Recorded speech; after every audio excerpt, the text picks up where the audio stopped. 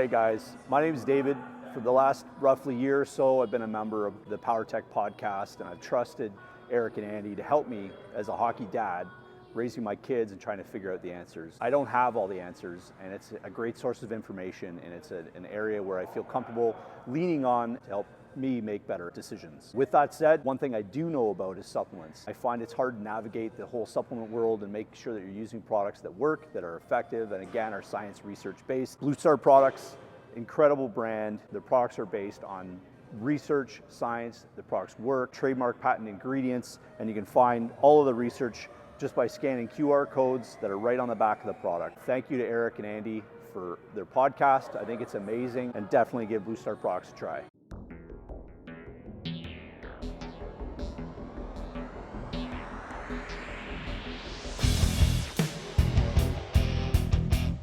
Good. What are you thinking? No, I'm thinking. I was listening to a podcast with one of the founders of Wikipedia. Oh yeah. So interesting. Where's he from? Don't know. They didn't include that when they were talking. How'd that thing start? Lex Friedman podcast.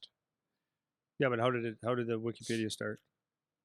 They wanted a way just more or less to put encyclopedia that's accessible to anybody online, so anybody can get it. But interesting how they allowed people to just make the edits. So they didn't go to, for example, if they put an entry about the moon, it didn't have to be a NASA astronaut that did the entry. It could just be anybody. And then they would self-edit through their community, like through the community of people that use Wikipedia. So at one time, it's not like this anymore, but when that started, it was just open to anybody to edit. So you could edit any Wikipedia page. Any person could go and edit it. Is it still? No. So after it got hit the escape velocity, now they actually have certain people within Wikipedia that can make edits. And then Jeez, there's got to be a lot of people. Oh yeah. So they have an entry of, they have millions and millions and millions of entries for everything. Really cool, interesting guy. And then it's What's funny. his name? You remember? And does Wikipedia make money? So this is the other thing that's cool is the business model for Wikipedia. They don't do advertisements. So if you use Wikipedia, you won't ever see any banners or anything like that, because they just go from donations. Really? Yeah. So they have, and it's mostly small donors. Well, they say it's mostly small donors. He said that they have some high net worth people that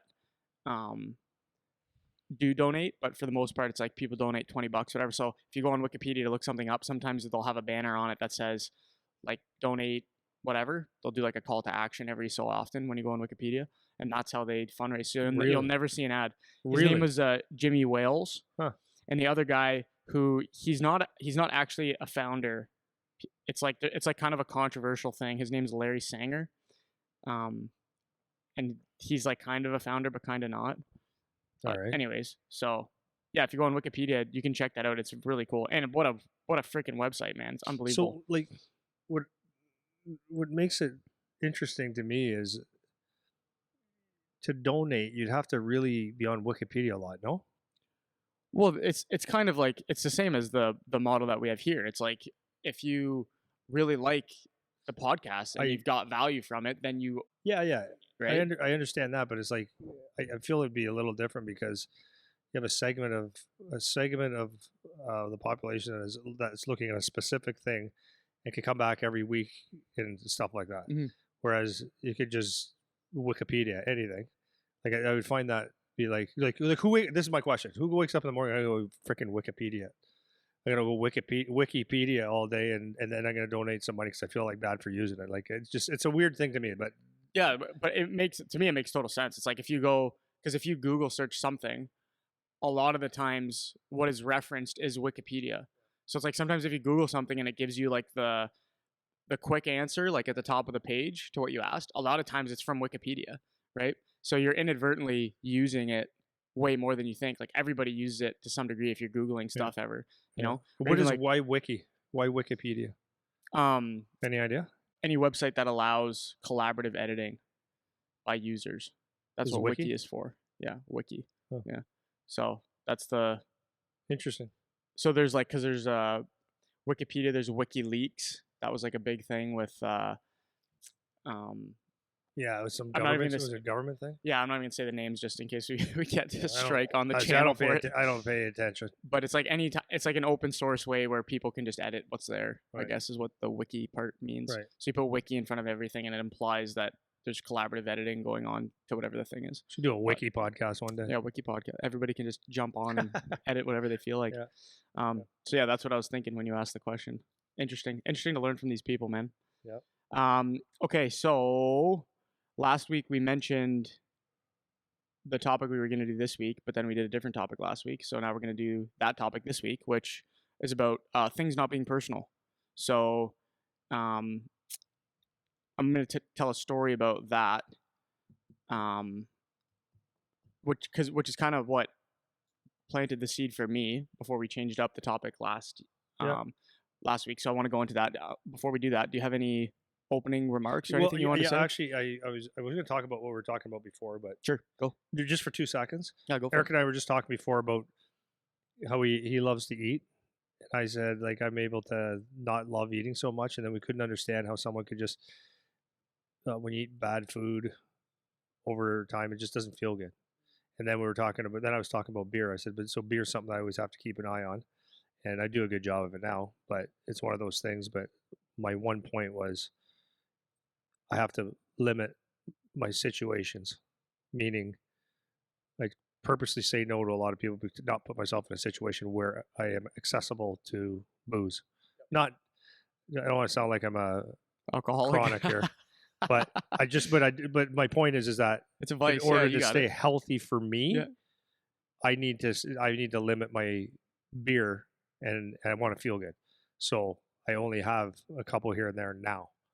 Whereas, but I was very aware when I was in my 20s, 30s, that I could very easily go sideways with the alcohol.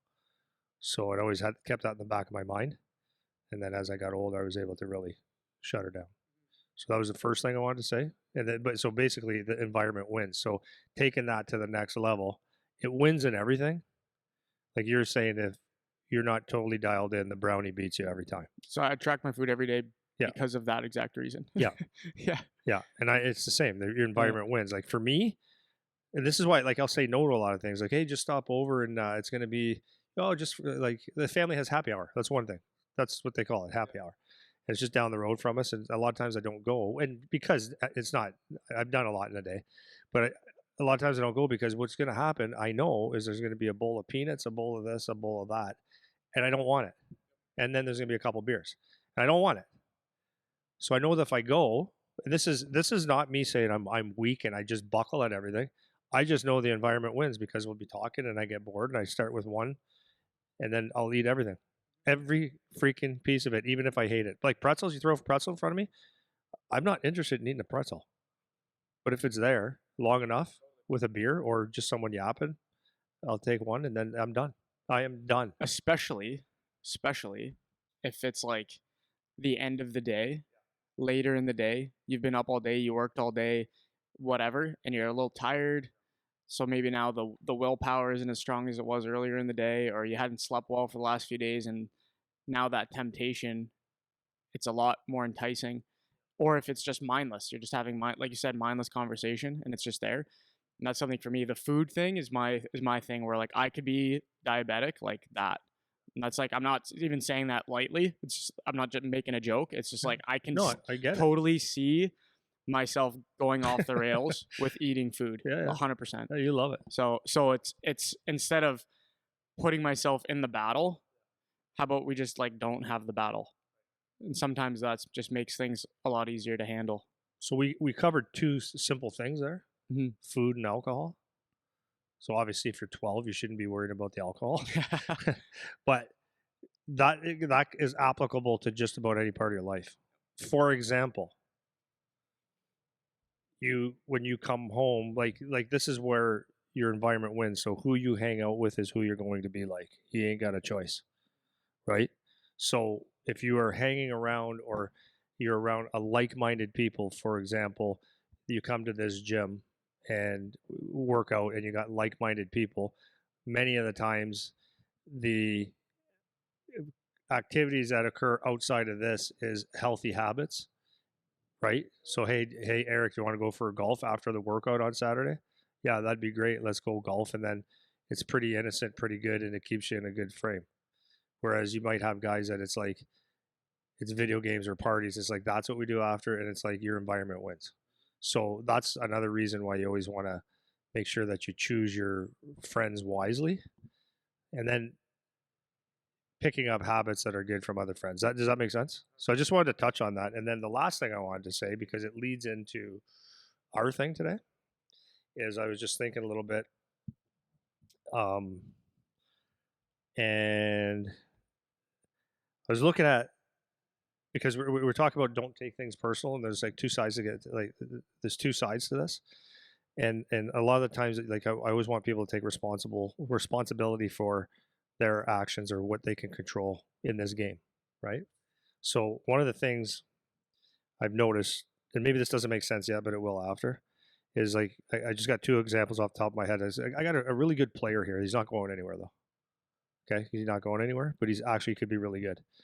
And his dad keeps asking me. He goes like,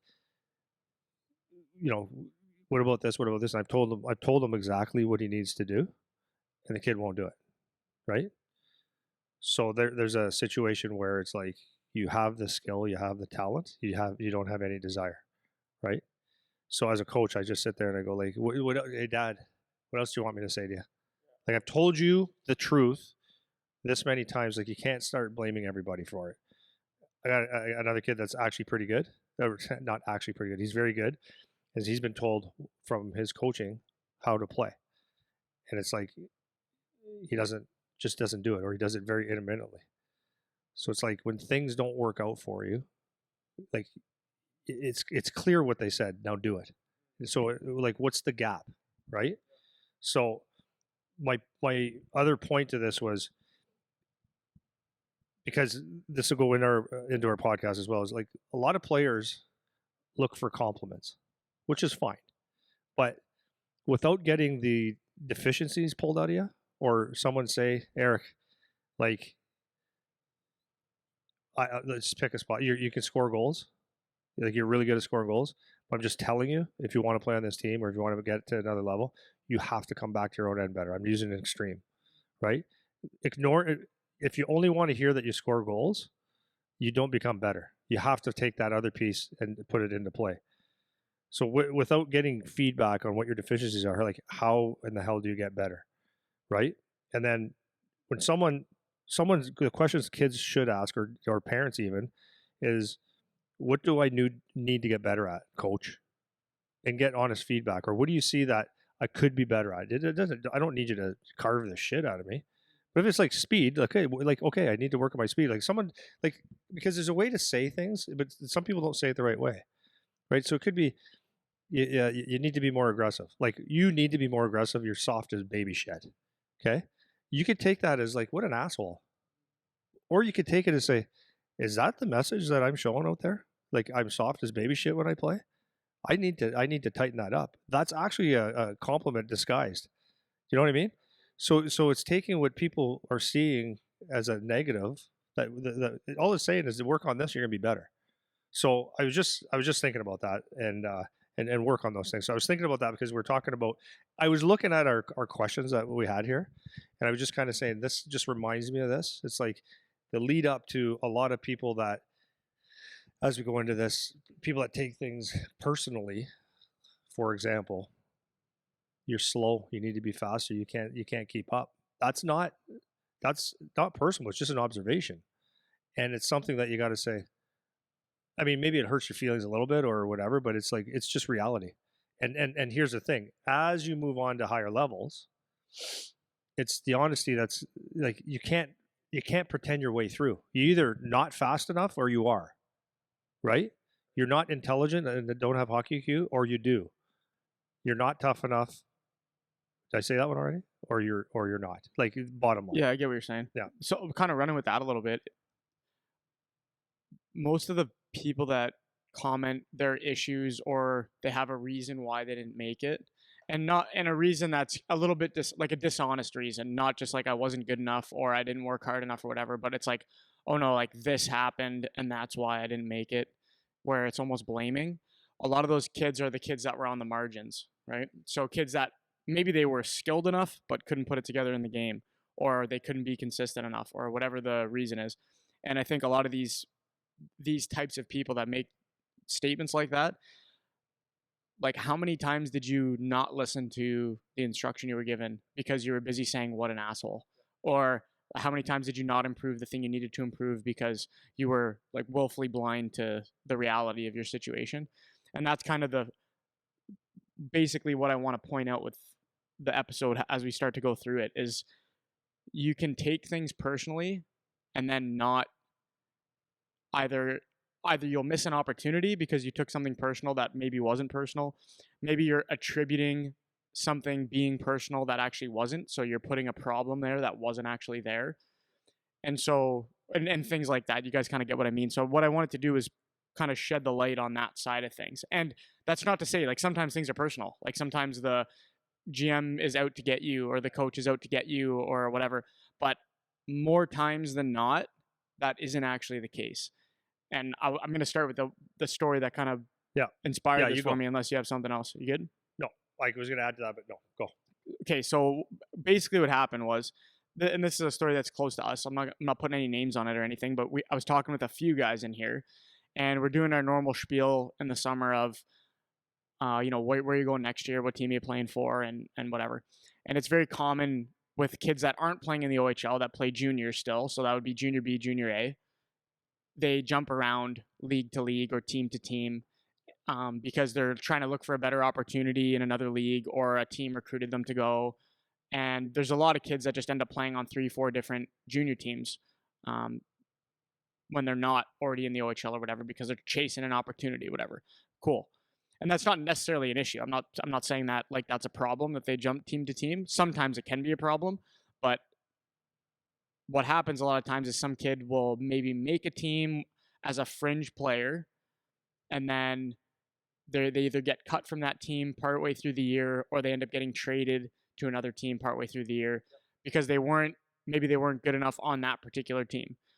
So as just a general example, if I'm one of these fringe players and I make a top junior A team in my league, if I play on that team, maybe I'm a fourth liner or a scratch. If I go play on a 5th, 6th, 7th, 8th place team in the same league, maybe now I'm a second liner or a third liner in junior A. And that's pretty common for certain players to bounce around. They'll get more opportunity on one team versus another because maybe they're on a weaker team or whatever.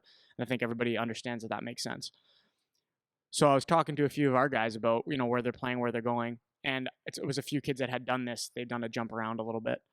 And it's funny to hear their perspective on what they think about the past teams that they've played on. So the one kid in particular I was talking to, I asked him if he'd be interested in going back to this team he had played for before. And he was like, yeah, like I would definitely be interested in playing there, but it's just like this coach or just this GM that's there that I don't really like, or I don't think that GM likes me, or even going so far as to say they hate me, like they don't like me there and whatever. And at the same time, I'm also talking with the coach or the GM about that particular player, and they're saying like, yeah, we'd love to have them back. They weren't good enough last year or the year before. They went away and developed a little bit more, and now they would be a guy that could come in and play some decent minutes for our team, whatever. So on the kid side, you're listening to them say, oh, this team hates me, this coach hates me, this GM hates me. And then you flip it to actually talking to the GM or the coach, and they're just like, no, it wasn't that at all. It was just they needed time to develop and get better. And now they're at a point where they could play some minutes on our team, where when they were on the team before, they weren't good enough to handle those minutes. We couldn't give that to them, So my point of that story, and I have countless stories like that. I could be as specific as you want, but my point of that story is a lot of times from the kid perspective, I'm taking this from the player side because I remember being there. You can attribute things as like a personal attack, or, this guy hates me, doesn't like me. I would never play for that guy again because he's a goof. And you put things there that weren't there. And the problem that I have with that is maybe you're limiting an opportunity, or you're closing a door, or you're burning a bridge, or whatever the terminology is you want to use, and you didn't need to do that. So maybe now you're closing yourself off from an opportunity because you decided to take something personal that wasn't necessarily personal. Does that all make sense? Yeah. So basically, what you're saying is, and I get it, because as hockey players, we do take things personal. You don't think I'm good, and you always want to say screw you, hate your guts. Never, and when you do want me, I'll never play for you. That's basically what people say. Basically, That's yes. what a lot of people say, and that makes total sense. And how do I respond with that? I'm like, the thing is I get it. Like, I totally get it, because you're pissed off. But what a lot of youth hockey players, not youth hockey players, but junior and up, what you don't understand is that the level of play is big time. And what you have to understand is, like, a lot of the times it's not because they don't like you as a human or they want to screw you. Now, there are people that don't tell full truths, but at the end of the day, if you go into junior hockey with understanding the game within the game, and the game is they want to put the best team together possible. Because in junior, as opposed to, major Bantam or minor Bantam hockey, there's more at stake because it's run as a business, right? So people have jobs. The general manager doesn't just get to be there because he's the general manager. He gets to keep his job because he wins. The coach is the same thing. So if they can do any little thing to make their team better, then they do it. So a lot of people that sign, and I'll take it to the next level, the OHL, I'll take it to the NHL, is you think that you're ready, and people are in a rush to get to a certain level, right? You're in a rush. You think that you can do it and just give me the opportunity, but they're looking at it from a different point of view. So you see it you see that in first, second year kids a lot, is like you're flipping your lid. You hate your coach now. You hate your GM. You hate the organization because they're not giving me the opportunity. But then it's like, if you actually look at the numbers, and maybe you're right, but if you really look at the numbers, it's like, who do you really beat out consistently? And you may think so, but like, there might be gaps in your game. So understanding that it's a business, and they got to build their business or build their team long term. Like, they're not looking at just one individual; they're looking at a team. And then what you have to understand is that you might not fit now, but there's still, like, most guys that play junior have 3 to 5 years to play, and you might not fit now, but you might fit later as you develop and become better and usable. Because the worst thing that could happen to a player is it's worse, and you just get a different type of hate on, is when you're not getting the ice. So, do you want to be scratched? That's no fun. Do you want to feel like part of a team? So it's important that you understand. Like, it's just you if you go into this and understand that the business side of it is, it's not about I hate your guts. Right. Although there are times that happens. Of course. So to have, sorry, I'm just finishing up here. And so you can hold a grudge on someone. Like, there's times when you can, because they've, when would I say that? I'd say you can kind of hold a grudge, or I'm not even judging you if you do. I get it. If someone lies to you and says, yeah, we're going to get this, and then they just pull the carpet under your, like, okay, that's a little different. But holding a grudge, even then, it's like, if it's still a good situation, like later in 2 years, it's a good situation to go back and play for that team, and it'll benefit you. It's like, you're only hurting yourself. And then the last thing I would say about that is, don't hold the other thing is, understand that there might be more at play than that one person or that one organization. Like, a coach that doesn't play you might not play you because you don't deserve it. He might be playing you because someone up above is saying, like, you're not playing him. So it's like, you can't really have a hate on for that guy, and they're not going to tell you every little detail. And the other thing I say all the time is, just hang in there, because there's a good chance you outlast your coach.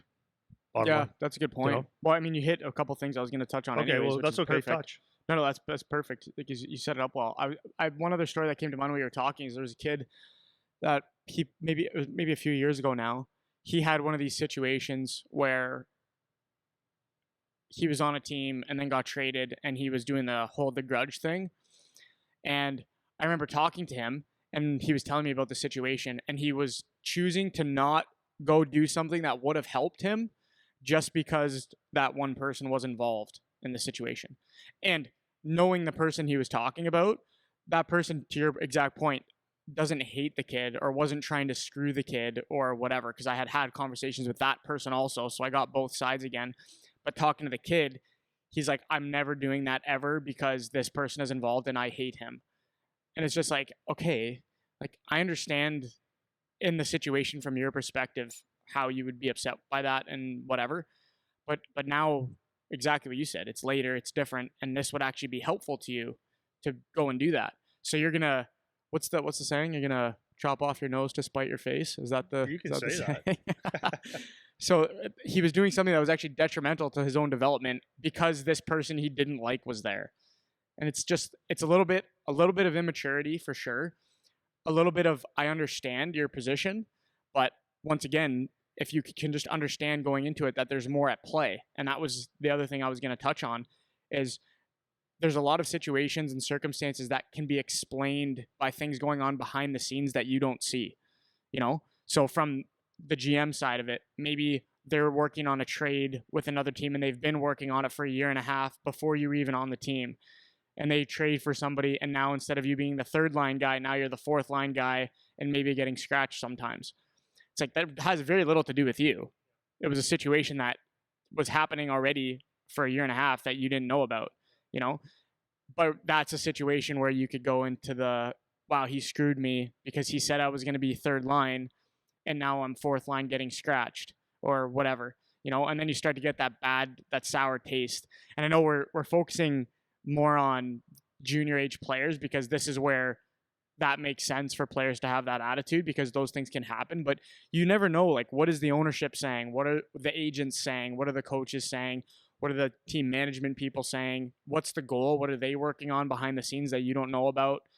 So as a player, you have to think of it like you're an employee, you know, and sometimes the owner of the business doesn't tell you all the things that are going on because it's not necessary. Like, it's not appropriate for you to know all of the backside details of how the business is run, you know? And if you can start to think of it or frame it more that way, and this is maybe something that parents can help their kids understand too. It's like, if you're somebody who works on the line at a manufacturing facility, the guy that is the plant manager isn't coming and telling you everything that's going on, you know? It's like, because your job is to do this thing on the line. Yeah, put that nut.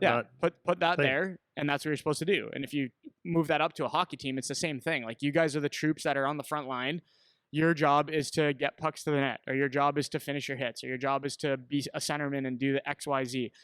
Your job isn't to know what I'm doing as the coach when we're not at the rink together. Like, that's not your job to know that.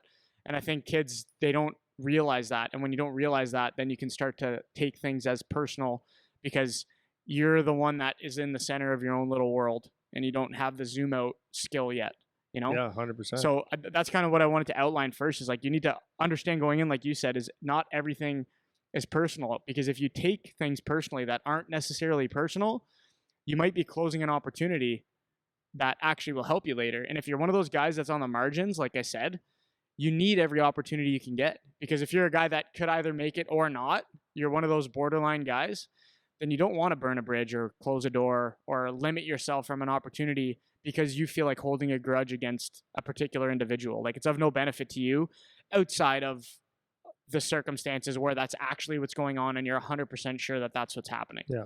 You know? Yeah. And I was just going to say, on the flip side of that, is it's important to understand too, is like when you have it's easy to have a hate on for even in youth hockey, right? Because guys do jump around and stuff like that. But it's like, you don't like it if you're not getting ice, or things aren't going your way somewhere. But there's so many players that just say, okay, I'm leaving this team and I'm going somewhere else, and it's like, that's okay now. It wasn't okay when someone didn't treat you exactly the way you wanted, and you're going to hold a grudge or take it personally for the rest of your life. But it's okay when you do it because it's better for you. And then the decision that was better for you, it was the same when the team made that same decision because it was just better for the team, right? So and then it flips again, is that a lot of times coaches and GMs want, and they always want the things to be good for them. And if a kid says, I want to leave, then, I can't believe this. Well, you didn't treat them the best in the first place. So it's like, it goes around. But the bottom line is, whether you're a coach, a GM, a player, a parent, to understand that, people just want to make the best team, and sometimes you're not there yet or whatever, and it's not something that you got to sit there and say. It's not a personal attack. It's simply that at this point we feel there's someone that could play better or can make our team better. So yeah. So what I wanted to do next is, this is for the players. I wanted to run through some specific examples. So I want you to put your coach hat on. And what I'm going to do is I'm going to tee up an example, and I want you to explain how it would not be personal against a particular player. How it's not personal. Yeah. So okay. So here's the first example I'll give you. I'll tee it up for you, and then we'll run through these. So the first one I would say is if you feel like a coach is picking on you. So if I'm a player on the team and I feel like the coach just has it out for me. So I want you to play the coach side and explain from the coach perspective how that, as the coach, it is not intended for that to be a personal thing, but maybe I'm seeing it as personal, or I'm taking it as personal when it isn't really. So the reason I want to do this is so that, because all of these that I'm going to go through are common things that players think are happening to them. And I'm going to try to give I want you to try to give the flip side of why it's not personal. And then hopefully it can help kids or the parents who are talking to the kids, give them an understanding of the other side of what's happening. Does that make sense? Yeah, for sure. So let's go with what's that the first question again? So if you feel like the coach is picking on you, so I'm the player, I feel like you're picking on me, Andy. Okay. From your perspective as the coach, how could it be you're not picking on me? Got it. Yeah. My perspective is that as you as a player, I've tried other ways and it doesn't work. So I feel like I'm just an example. I feel like I need to be harder on you, or center you out more, or be more direct with you than most players, because the first way, the nice guy explaining things gently or whatever, or just letting you not be accountable, doesn't work. So I need to do that to you. So what I would say to that player is, like, before you start saying the coach is picking on me, take a deep look at yourself, because it's not up to the coach to make sure you like him. It's up to you to make sure the coach plays you. And you don't have to be best friends, but you have to do your job. So there's many players that I've coached and trained where it's like they're hard to read. They drive me nuts, because, like I said, you talk to them and it's like there's no response. But they do it, or they do something, you got to tell them 10 times. So I noticed that there are players that some need a little bit of love, but some of them need, dude, Eric, this is what you're going to do. I need you to do it like this. Do you understand? And you have to get that response. And being more direct just is the way to do it sometimes. So number one, the coach is probably not picking on you. But he's probably doing it because it's like, here's the thing, right? So I've had conversations with several players in junior with their parents, and that's what happens is when things don't go their way, they like a kid gets centered out. Like for me, if my son or my players that come up to me and say, coach called me out right in front of the whole team, I'd say, yeah, but some parents don't like that. They feel like centering out is a bad thing. It's like, well, what if that's what your kid needs? And I've seen that where, because maybe you're a type of kid, or you're the player that you're just going to do your own thing and it'll be fine, but you want to play in the NHL. And I'm here as a coach to help you get there. And I know that you need this. And I've tried my ways and it ain't working. So I need to be hard on you because I see it and I know it, and you respond better. So I'm actually doing you a favor by what you call picking on you, right? And then there's other guys that, here's the other thing I would say. There's a saying that goes, it's better to be bad attention. Bad attention is better than no attention at all. That's why you see people do a lot of things that are behavioral, because it's at least someone's yelling at them or kicking them in the ass, so at least I'm here. And when a coach doesn't know you're there, or they're indifferent to you, and they treat you like this, it's like, yeah, okay, like it's not picking on you, that's ignoring you, because there's nothing there I want to share with you anymore. That's the bigger problem. So because if a coach is picking on you, not saying like I mean, hey, I'm going to just say it for what it is. If you walk in the room and coach says, like, you're fat, man. Like, I actually don't think that's picking on me. I think that's okay. It could be in a sense, but it's like, you need to drop some weight to be a better player. That's how I would take it, So anyways, the thing is, if you're ignored, that's the big problem. I am fine getting picked on because that means that you actually, if you're picking on me, like as far as my play goes, and you're hard on me, that just simply means that you think I've got something. Yeah, Or you're putting some that energy into me. you're Yeah. putting some energy into me. Yeah. You think I could contribute. You want something the best for me, maybe.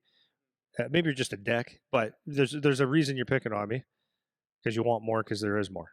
And if you don't, then it's like I don't even know where I stand.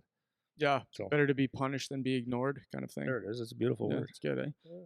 So the only thing I'll say to that is, of course, the example I'm giving is not when a coach is actually picking on you. So like this is this is what people need to, because I can already hear the comments. Yeah, I know. So it's like if I'm saying if the coach is not actually picking on you, but you think they are, that's the example I'm giving. I'm not giving the one where the coach is actually an asshole picking on you. Like that's a different situation. So I'm giving the specific example where you're interpreting someone is picking on you when they're not. That's what I'm giving, because that is actually most of the case when you're dealing with a coach. You get the odd time where the coach is actually an asshole and they are picking on you. That's not the example I'm talking about.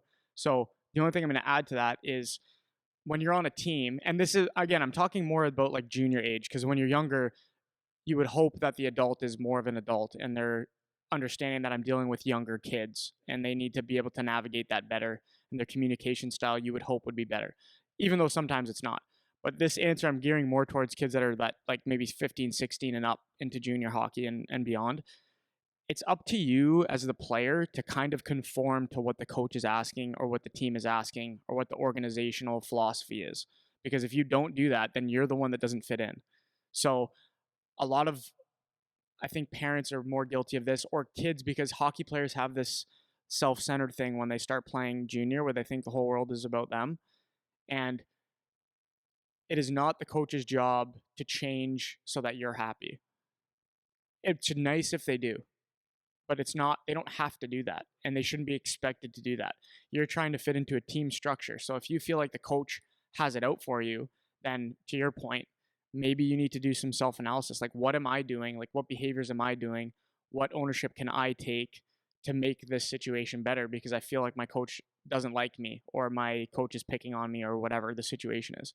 So when you're in those older age groups in particular, it's on you to make sure that you're fitting with the structure. And sometimes you're going to have to do things you don't want to do. Like, you're going to have to play a role you don't want to play, because everybody wants to be the skill guy. Everybody wants to be the goal scorer. But if your coach says, hey, you're not that, that means that coach doesn't think you're that. So it does you no good to go away and say, what a dick. Like, I'm going to keep trying to score my goals because this is how I play. It's like, you're wrong. Even if you're right, you're wrong, because he's the coach and he gets to pick. So it's kind of on you, whether the coach is, to your point, picking on you, ignoring you, or fill in the blank with however that coach is behaving towards you that you don't like. It's on you to change to conform to what the team is asking or what the team needs. Maybe that takes a conversation with the coach. Maybe that takes a conversation with the GM or whatever. But you have to do some self-analysis and not just wallow in self-pity about the fact that you feel like your coach doesn't like you, because these are fixable problems. It's not something that you need to just sit and accept for the rest of the season, or say I need to get traded or whatever, because that's typically the path that most players will go down when they feel that that's what's going on. You know what I mean? 100%. Well, the other side to this also is like to me, picking on someone is like that's a interesting word, because like, what does that mean? Like, is coaching picking on someone? Because I've seen this. This is exactly what I'm saying, right? I've seen this is like, you pull a guy off and you say, okay, here's the X's and O's, and you didn't do the X, you did the O. And you've done it 4 times. Like, dude, I need you to do this. And if the kid's like, inside, he's saying, oh, I just can't get this right. Or he goes to his parents, he goes, yeah, I'm just always doing it wrong. And dad goes, well, he's got to burr up his ass about you. It's like, no, he's coaching you. That's what you call coaching. I've seen this several times with parents. You've seen this with guys that we train. It's like, picking on. No, that's not picking. That's coaching. That's what you want a coach to do, right?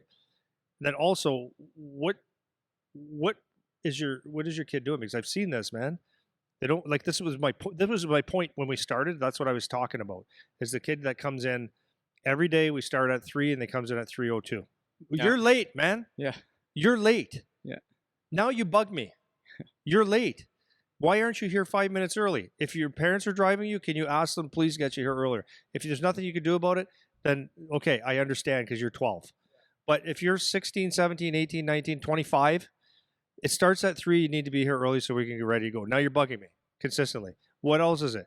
Maybe when I'm explaining something, you're not looking at me, and it's like I have to explain again. Because you go, what do we do? It's like now you're bugging me. Now like you're bugging me. So all these things add up, and I remember there's a one guy in particular as a kid started with me, and the kid was pissing around in line. And he was a nice kid, but he was in line just doing drills and stuff, and he was like jabbing guys, and just like, but he thought it was fun. I said, stop, like that bugs me. Told dad goes, nah, it doesn't sound like him. Okay. And then there was several events that went on. It's like, it's never him. Like, okay. So that is a very good example that this guy gets picked on. And then when you pull this guy aside to say this, and this, and dad's watching, this is what happens, right? Dad watches and goes, yeah, they don't like him. It's just anything he does wrong. What do you want? Do you want compliments for everything you do right? You don't get compliments for doing things right. Like when I go wake up in the morning and I pee and I hit the toilet, my wife goes, did you hit the toilet? Yeah. She doesn't clap and give me a big hug. You're supposed to piss in the toilet, right? And when I brush my teeth, or my kids brush their teeth, maybe when they're 6 months old or when they get their first tooth, they brush their teeth. That you don't cheer and say, my God, you did such a great job brushing your teeth. You're supposed to brush your teeth. But when you don't, and you talk to me this close, and you almost knocked me out because you could slay a dragon with your breath, now you're going to get coached like, dude, you need to brush your teeth. Yeah. And what am I doing? Hurting you or helping you? I'm helping you. Yeah. Yeah, exactly. This is coaching. Right. Well, this kind of tails into the next one I was going to talk about with kids that feel like they're getting bullied. And again, I'm not talking about the case where your kids are actually getting bullied. I'm talking about cases where the kid feels like they're being bullied, but they might not be. I'm explaining the other side. So that could be from other kids on the team, particularly. And what I have found in my experience as a coach in these environments is the kids that complain about other kids picking on them, a lot of times are kids that cause shit. A lot of times are the kids that cause shit, or they are doing something that is separating themselves from the group in some way. Right? So again, I'm not talking about the case where kids are just being assholes and bullying, because obviously that needs to be handled appropriately. So if we put that case aside where it's not clear what's going on, then what I would say in those situations where you feel like kids are constantly picking on your kid or whatever, it's another one of those self-analysis things where instead of mom and dad saying, hey, that doesn't sound like my kid, maybe it's like, okay, well, like what are they saying to you? Like, what is the thing that they're picking on you for? You know, if it's, hey, your glasses are stupid, okay, maybe that's actually bullying now. But if it's, well, I try to do this, this, and this, and then 3 of them start yelling back at me, and it's like, well, yeah, but the thing you did to them first is what was annoying, and now they're ganging up on you because you're being a pain in the ass, you know? So not good that they're ganging up on you, but there's something you can fix there, you know? And I find that a lot of times in the team environment, this is I'm giving a very specific set of circumstance here. In a team environment where one kid ends up coming and saying, these kids are picking on me, a lot of times it's the one kid is doing something that is separating himself from the group or getting on other kids' nerves or whatever, and then kids will start to make little pockets that start to gang up on another kid. That's what I've found most of the time in a class setting or in a team group setting with the bullying stuff. Yeah. Yeah, I know this is a really tricky one. So okay. I'm going to go 2 different ways because I want to answer it, as you said, as a coach. But first of all, I'm going to go as a player. I remember one of my good friends that got traded to us.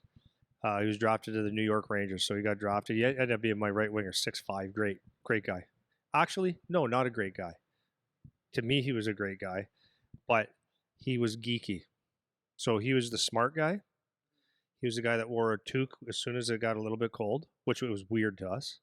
He would bring his books on the bus. He would do his homework. Got the Scholastic Player of the Year. What a dummy.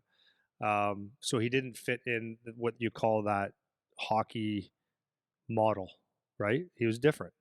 So guys, not that they picked on him, but it was like someone always had a comment. Always a shot. Yeah. Always a comment. And he was smart enough not to care. And it's like, and if you're gonna carve someone because they're smart, well, I mean, you're not too bright. Yeah. But anyways, that's a situation where that can get out of hand.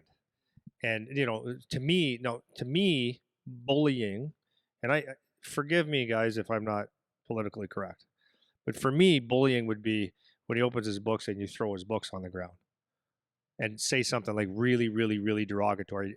But not, to me, it's not like, like saying something smart ass and it's a little chuckle. But that's just me. Like, I'm not real sensitive. So, people can say whatever they want about me. So now, as a coach, which I would say is the same thing as being a parent, is your team are your kids, right? If you're a dad, your kids are your team. It's the same thing. You're the leader of the team. You need to address anything that could be. You have to have a pulse on your team. So you have to be able to know the guys.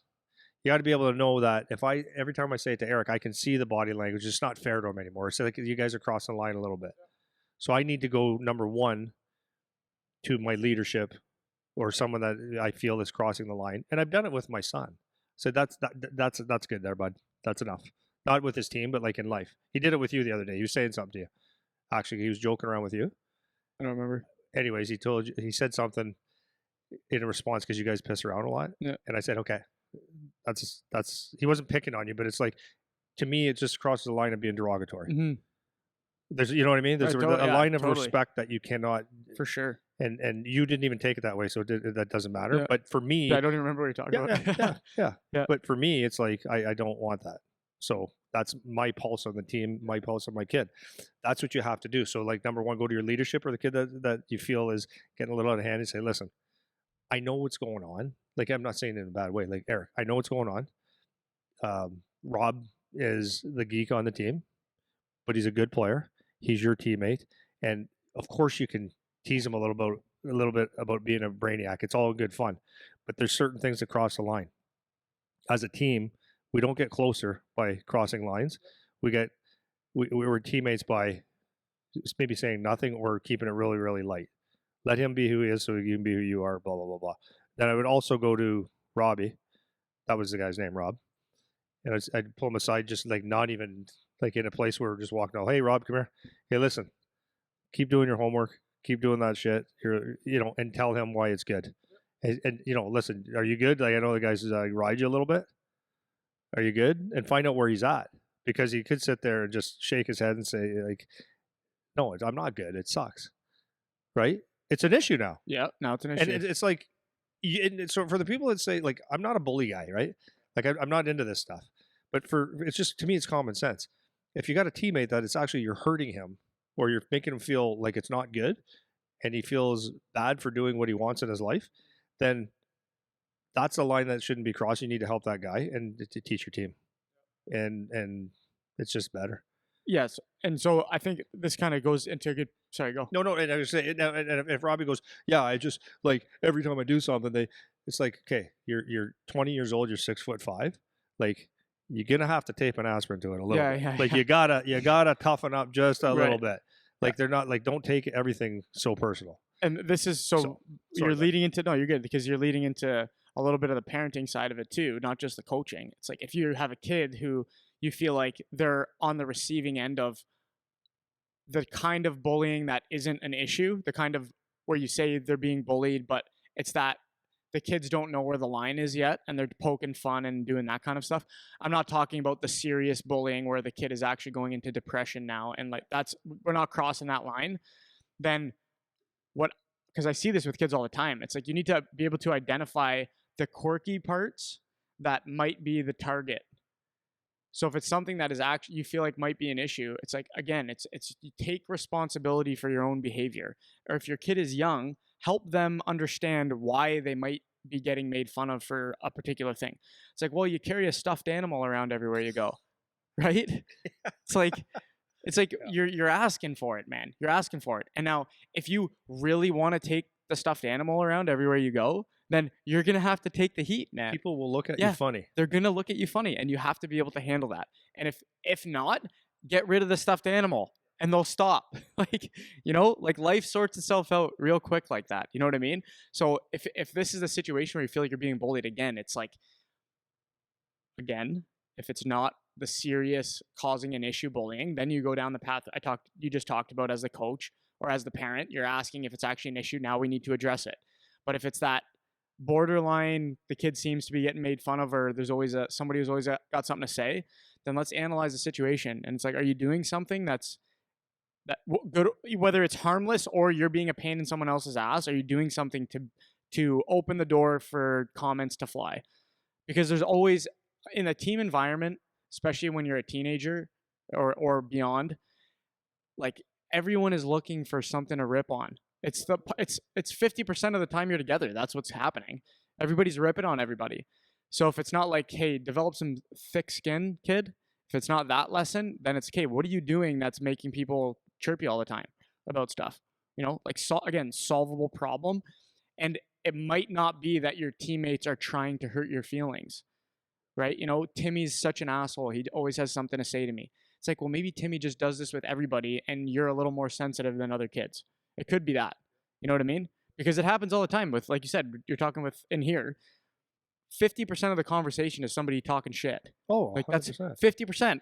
So if you can't handle that, if you're the short guy on the team, yeah, you're getting it. There's not one thing you do.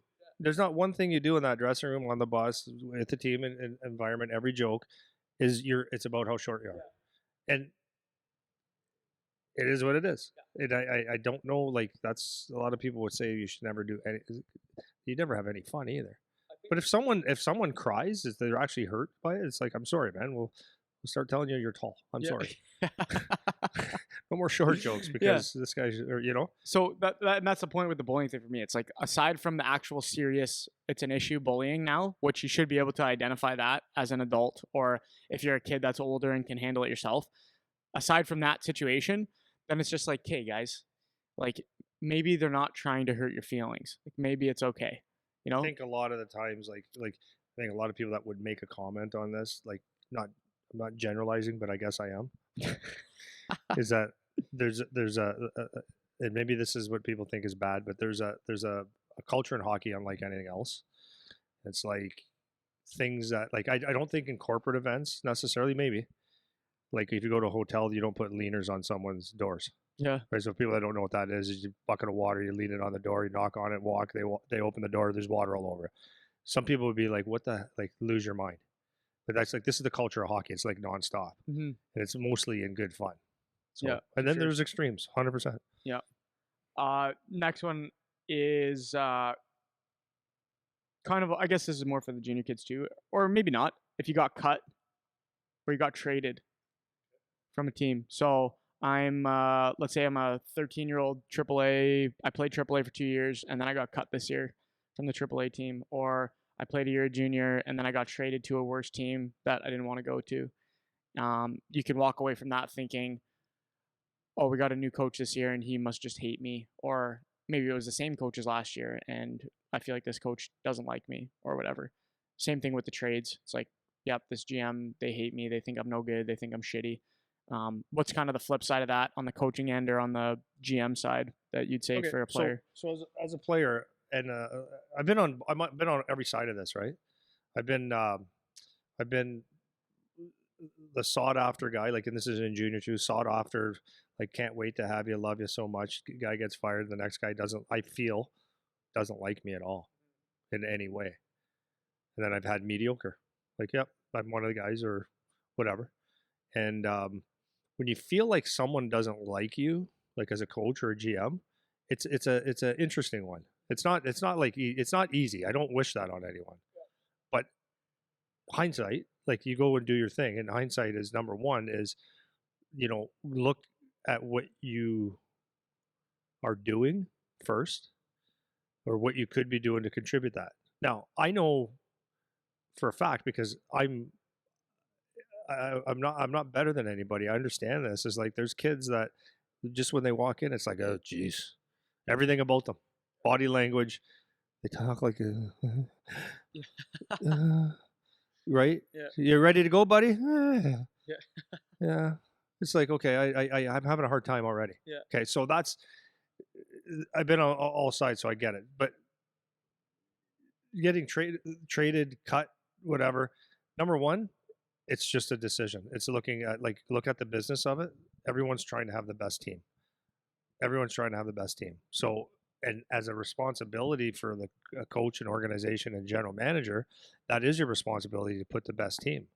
So whether you're my son's best friend, you're my nephew, whatever, truly, if there's someone better, that person deserves to be on the team before you. It has nothing to do with how much I love you. It has nothing to do with that. It shouldn't. Does it happen? Of course. Now you could say, but I'm good in the room. Okay, but I don't care about your room. Like, right? So, and then a lot of times it doesn't, like, you can't figure it out because it's just a fit that sometimes a coach doesn't like you on the team, likes someone else, likes a different personality. You might score 50 goals for me, but I want someone that hits 50 guys a game or a year. Like it's just that thing. So, and then the other side is always look at like what can be good about it. Always look at what could be good about it. So if you got traded and you're on a first place team, got traded to a different team, is it all bad? Not necessarily. Okay, it's a new opportunity. It's a new opportunity to show that you made a mistake. It's a new opportunity to take a team that's not as good and make them, you get more ice maybe, and you take them on your back and you turn it around. Actually, there was a kid this year on Charlie's team, Max Nemestikov. He was his first year and a half in Sarnia. He was a 3rd overall pick, I think, and he's a smaller guy and can skate like the wind and he can score goals. You'd think. So his first year till he got traded to Guelph, he was like, okay, like the numbers were okay. Nothing to get excited about. So in my opinion, there's probably coach, it's just a coach player. I don't like it. There's something about you I don't like. And not getting the opportunity. Comes to Guelph, he got, I think, almost 40 goals and played great. Hit guys. Like, he was like awesome, man. Awesome. And he fit into the room, right? And all that stuff. So he took that as a new, fresh opportunity. So sometimes bad is good. Yeah. And then you look at getting traded, it's like, the other thing is you just don't know. You don't know what's going to be good and what's bad. So you have to look at your opportunities and just make them good. Mm-hmm. You know what I mean? Yeah. Just make them good somehow. Yeah, I got a story I wanted to tell too. I'm not going to say the kid, but I remember a few years ago, a guy that we had in here, if I'm being honest, not a great hockey player, but extremely committed, worked real hard, extremely committed, worked hard, was friends with all the guys that were playing junior, and he wanted so badly to be in that hockey player kind of lifestyle. And I remember a few junior teams, they had called to ask me about him because he had a borderline midget year where it's like, okay, maybe this kid's got like something. And I'm not saying he made the team because of me. I'm just saying I went to bat, like, talking. I was like, man, he's a great kid. Like, I can't speak to how much he's going to produce or anything, but he's a good kid. He works hard. He's committed, and he'll do what you ask. That's basically what I said. So he ended up making a junior team, not because of what I said, but because of a lot of factors about him, right? So he ended up making this junior team. A few months into the season, as junior teams do, more guys come back, lineups get changed around. And I remember talking to the one GM that ended up signing him, and he was just like, man, I got to cut this kid because he was the fringe guy and he was the last one on the chopping block, and got to cut the kid. And I said, yeah, like you gave him time. Like you gave him a shot for sure. Like it's cool. And of course, the kid's going to be devastated because these are all his buddies and whatever.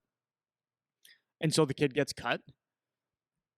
And what was beautiful about this situation is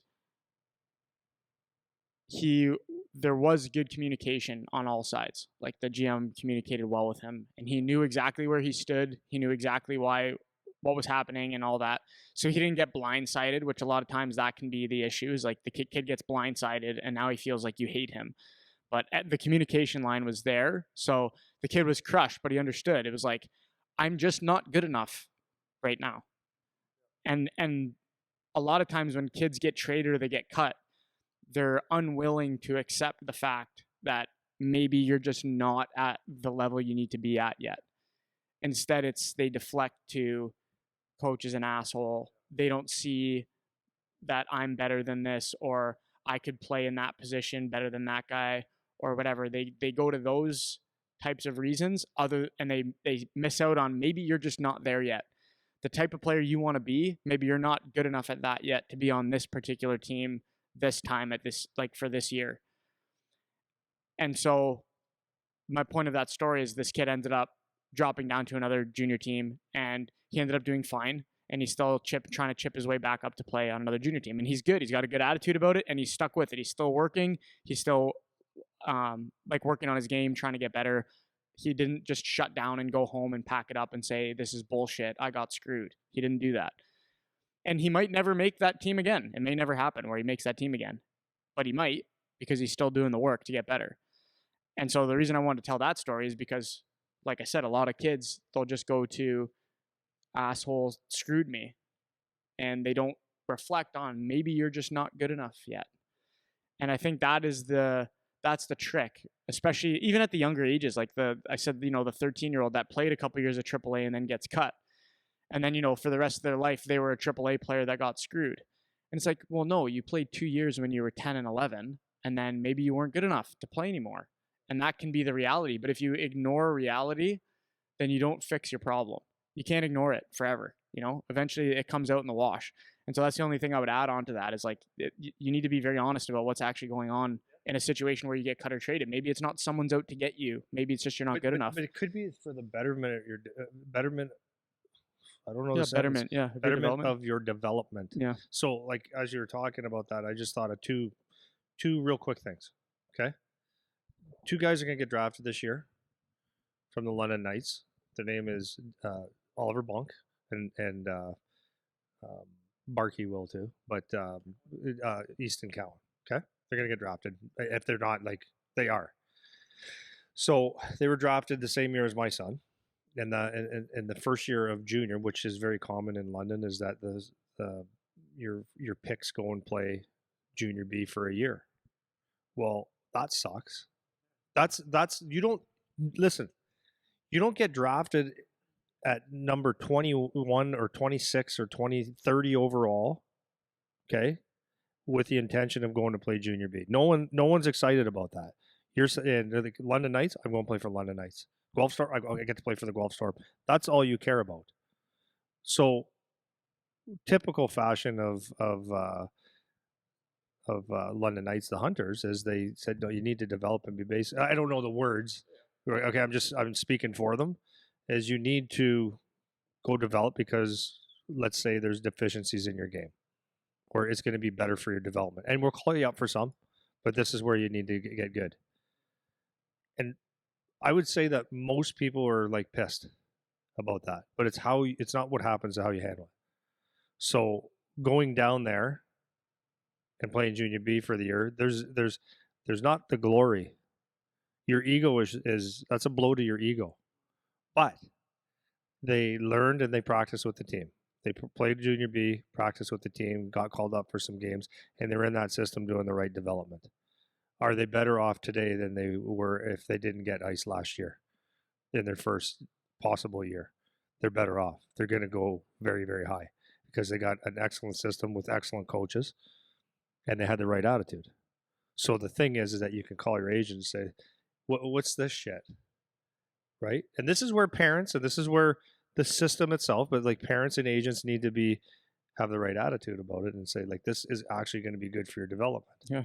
Part of the process, because you're like the reality of it, most 16-year-old kids are not ready to play in the Ontario Hockey League, and I mean most.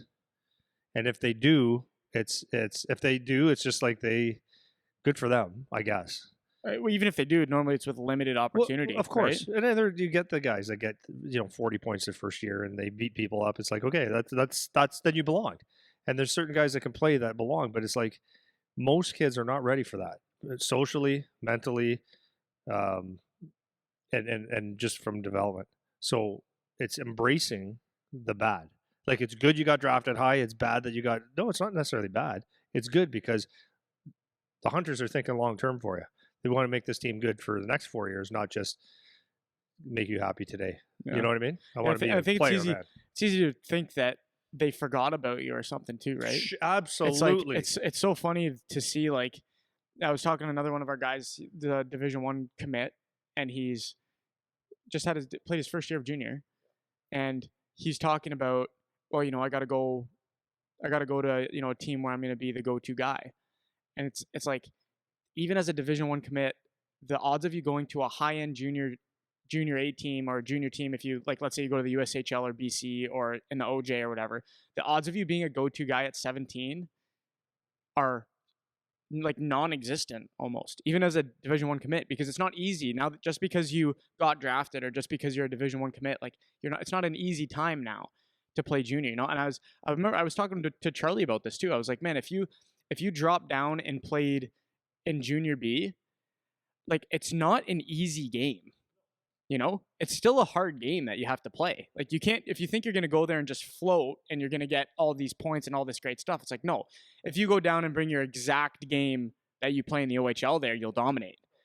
But if you go down there and you just think, well, this is going to be easy, it's not actually easy. Like, everyone that plays is a decent player, So a lot of times guys... It doesn't change when a kid gets older either, right? Right. Like you could be a 16-year-old in the OHL and then go into your second year and say, well, it's going to be easier now, and then you realize it's not. Well, you have to bring the hard work every single day. Exactly. There's no way around it. Right. So if you're that 16-year-old and they drop you to junior B, and then it's your second year and they send you back to junior B, it's like, well, they think I'm no good. They don't think I'm gonna be able to play for them. I should start looking at other things. They forgot about me. I hate this team. I want to get a trade. And it's like, dude, you're 16. You're 17. You want to know the truth about the OHL? The truth is you got drafted even as a first rounder. And no one's going to forget about you, but you got drafted as a first or second or third round, whatever round. Let's say you're an early pick. They didn't draft you for today. Yeah. You're almost insignificant to the team. That's what. Unless you bring an element. Yeah, you're the exception. By far the exception. Right. Yes. Like if you have and getting 25 fights that year, you've brought an element. Right? Yeah. If you got 50 goals, you brought an element. That is the exception. But most guys, no one really is counting on you till you're 18 or 19 years old, and if it's about winning, it's 19. Yeah. So and so it's the same with the NHL. It's like, like people are talking about Shane Wright, like this is like what is happening with this guy? It's like, dudes, like I actually want to hear a funny story.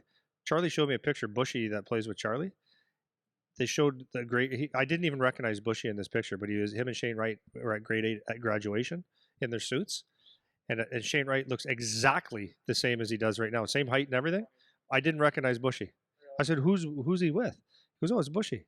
So he was a man early. This is a tough thing himself. He's got all this pressure, like he's a star. But now he's realizing that, okay, it's like now things are catching up, and he's still a very good hockey player.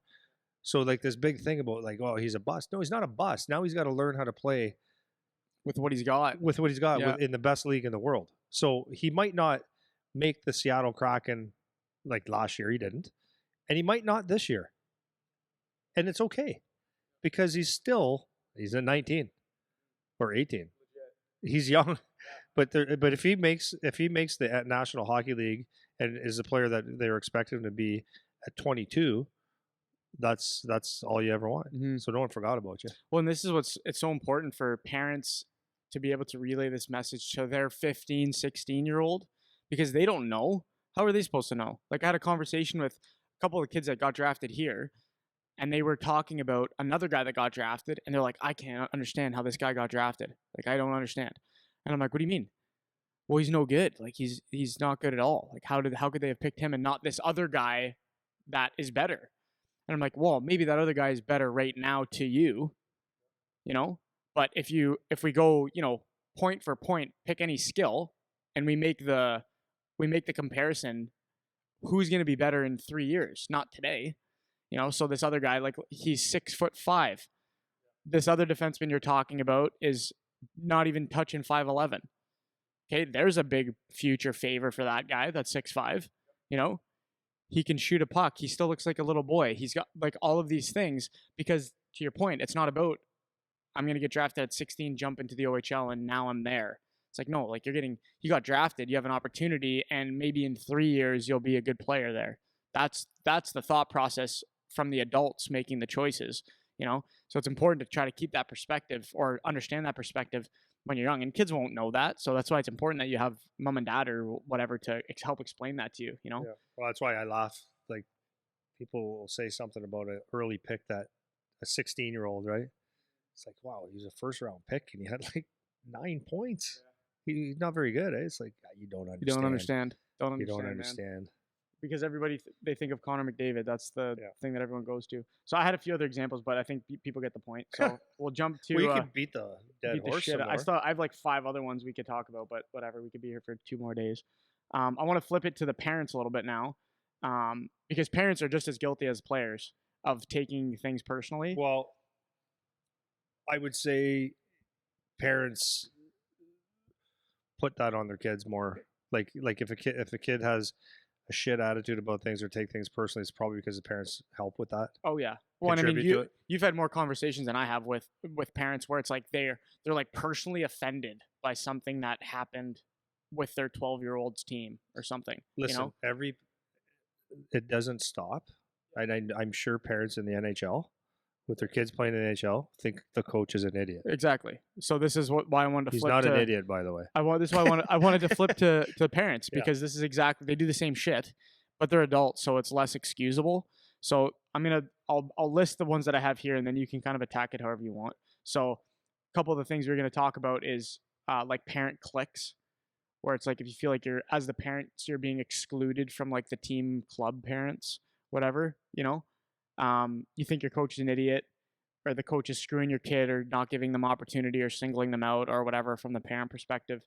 And then things that maybe you feel like aren't fair, like playing time or my kid's not on the power play or penalty kill or these types of deals. I cannot tell you how many conversations I've seen, heard, or had with parents where they're like deeply, like I can feel their emotional distress about the situation that's going on when it's not appropriate. And I'm not saying like when it is appropriate, hey man, like you want to protect your kid and that's fine.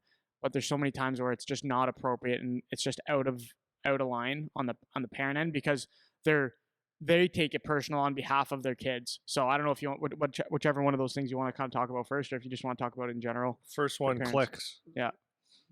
If you're not in a clique, good for you. Yeah. I know, I'm being it's actually good. 1,000% I know. 1,000% honest, because then you don't have to listen to all the bullshit.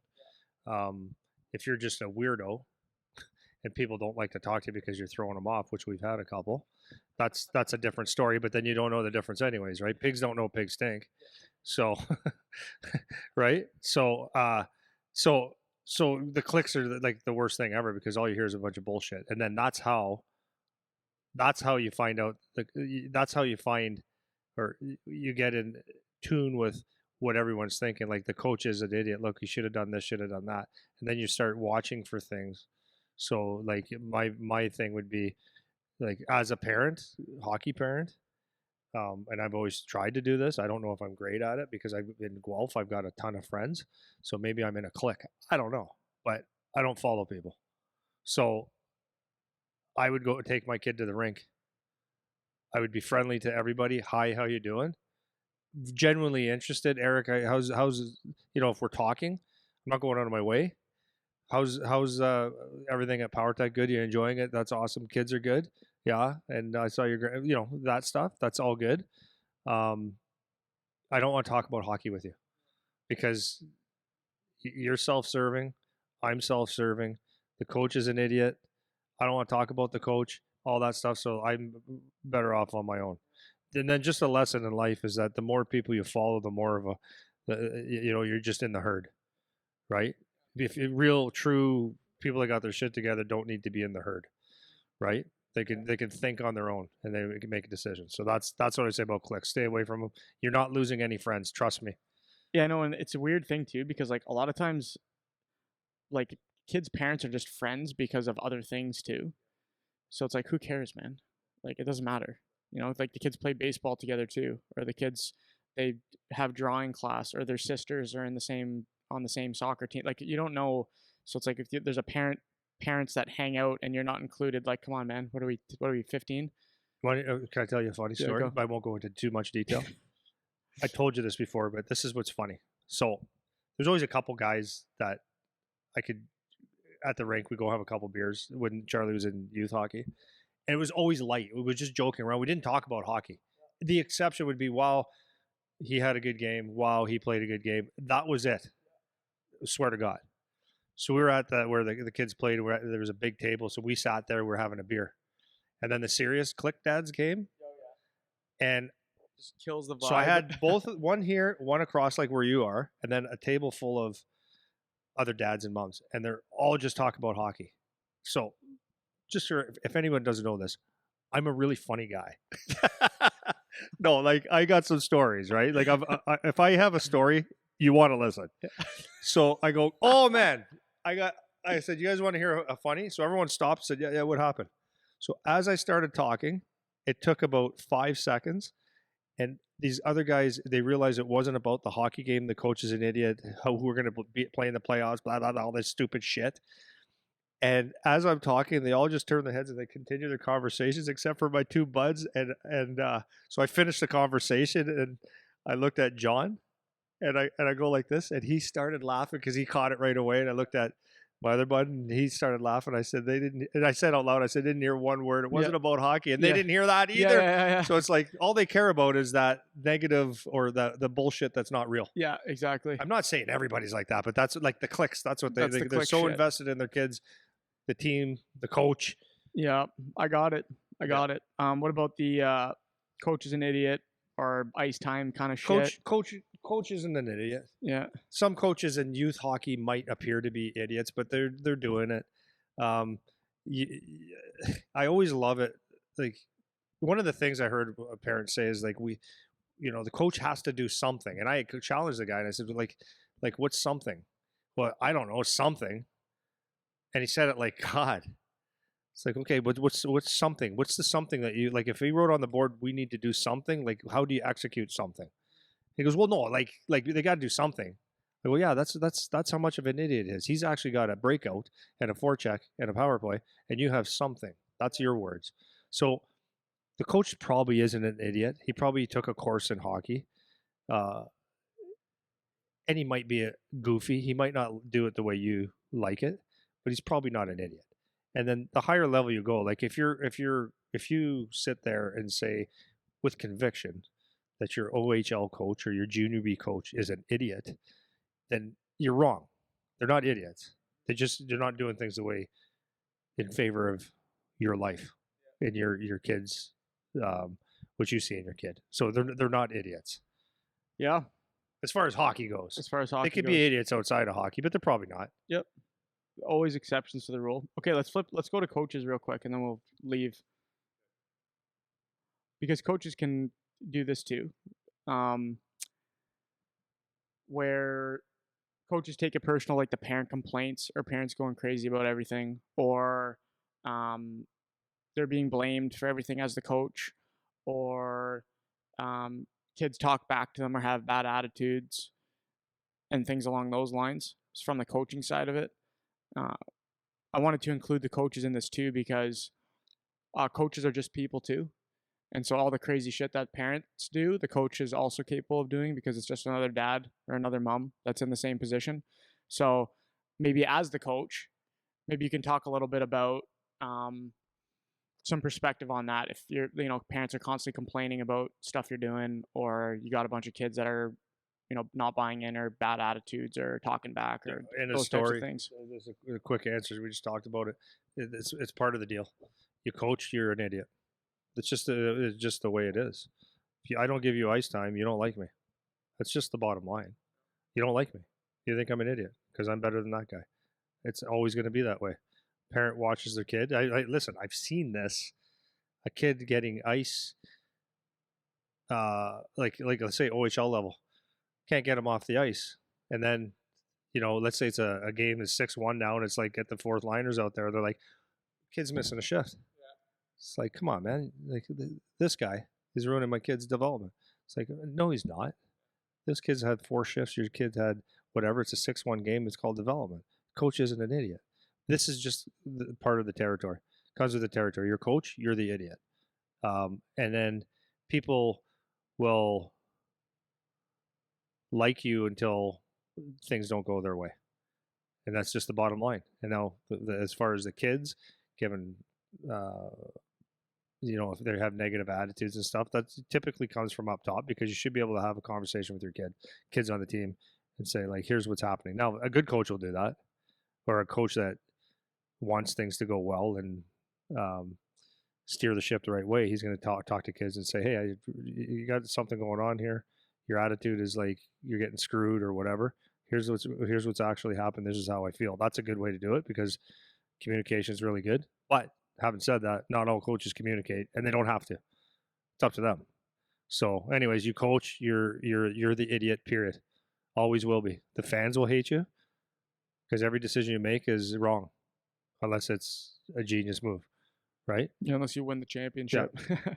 Yeah. You're the idiot. Well, I wanted to include the parents and coaches in there quick, because they can fall into a lot of the same thought patterns as the players do.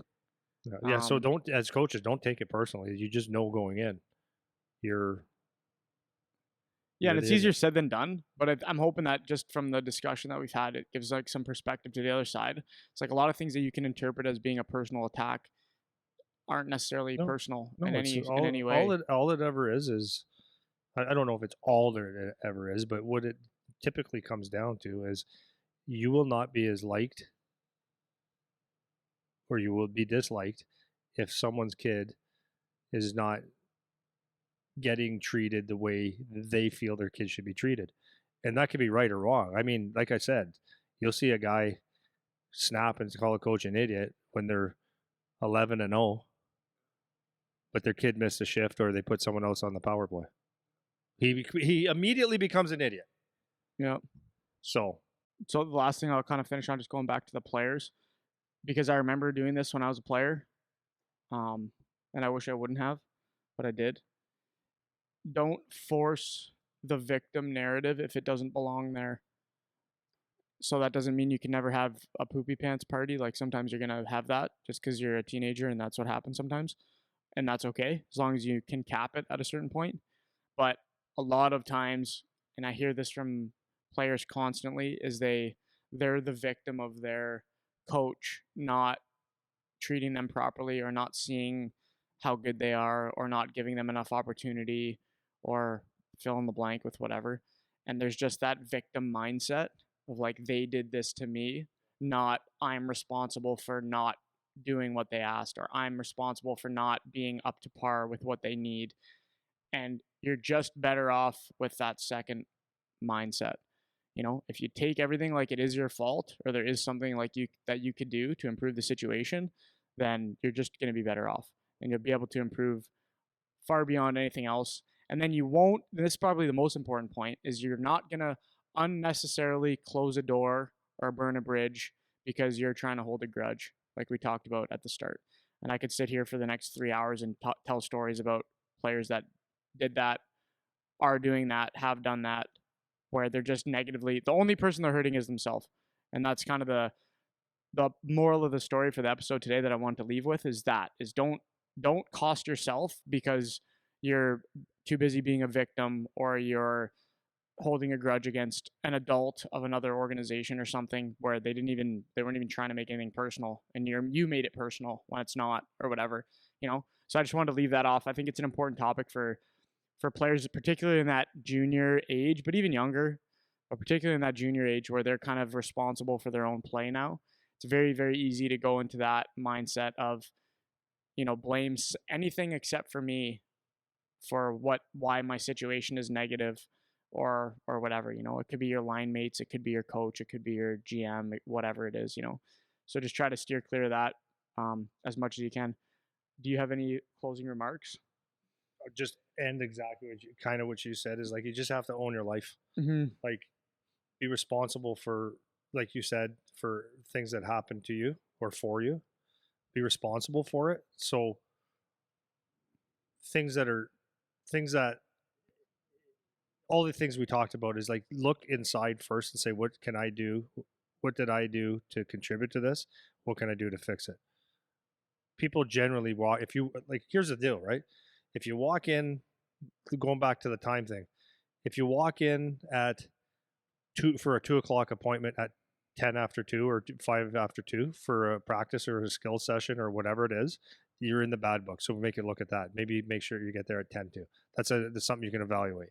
If you walk in dragging your ass without energy, that might contribute to someone you're giving bad vibes off. Yep. If you work really hard and follow direction and you listen and say yes and you do the cues that say like I'm here and I'm alive, you're less likely that bad things happen as far as someone bullying, picking on you, coaches don't like you, and all that stuff. Mm-hmm. And then if you go to a development or if things you get cut, you get whatever, all those things, look at how can I be better? It's how you look at it. So that's what I mean by take ownership of it, is like the first person that can fix a problem is probably you. And if you look that way first, like you said, have a poopy party if you need to, but don't make it last long. And it saves a lot of problems. Yep. So, beautiful. Yeah. Okay. We're gonna stop now. One thing I forgot to mention at the start is end of the month sale for Blue Star. That was one thing I wanted to say. It ends today for you guys that are listening to this because it's Sunday when you hear this. So go check it out. Links are in the bio if you want to see that. And we'll see you guys again next week. Goodbye.